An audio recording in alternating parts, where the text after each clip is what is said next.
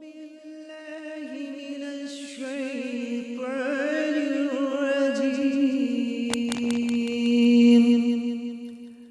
بسم الله الرحمن الرحيم.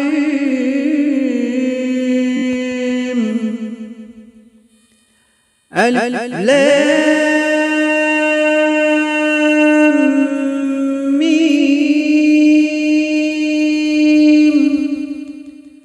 تلك آيات الكتاب الحكيم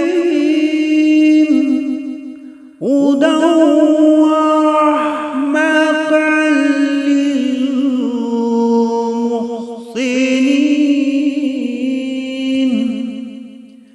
الذين يقيمون الصلاة ويؤتون الزكاة وهم بالآخرة هم يوقنون.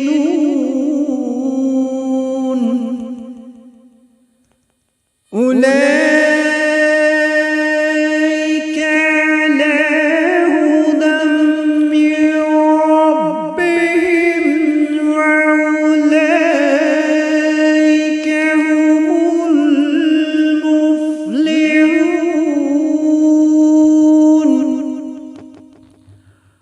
ومن الناس من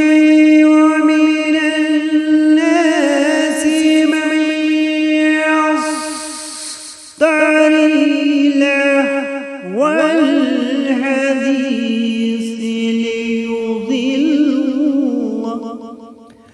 ليضل عن سبيل الله بغير علم ويتخذها هزوا. أولئك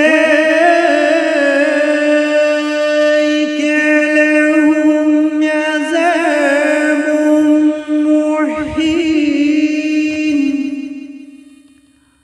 وإذا تتلى عليه آياتنا والله مستكبرا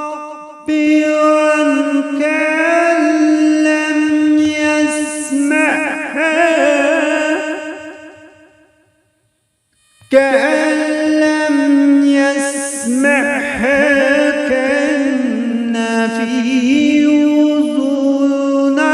أذنيه وقرا فبشره بعذاب أليم.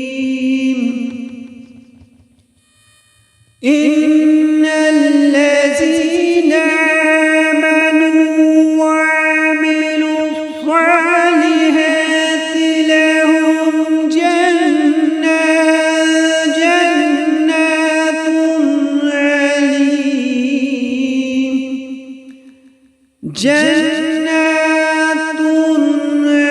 نعيم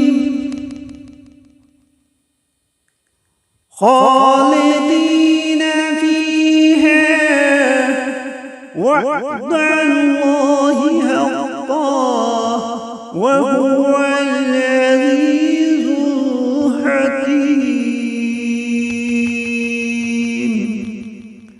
خلق السماوات بغير عمد ترونها وألقى في الأرض رواسي أن تميد بهم وبث فيها من كل دابة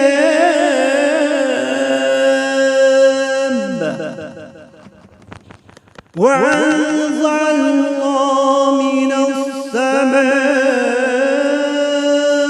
ماء فأنبتنا فيها من